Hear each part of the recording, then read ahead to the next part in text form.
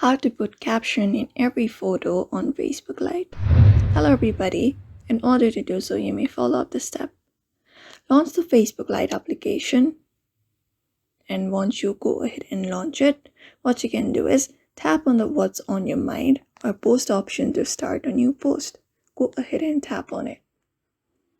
After that, what you can do is from here click on photo or add videos, and then go ahead and select a photo or video that you would like to post on your story.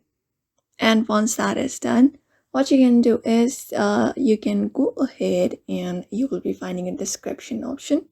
Go ahead and write up a description for the picture that you would like to post the caption to.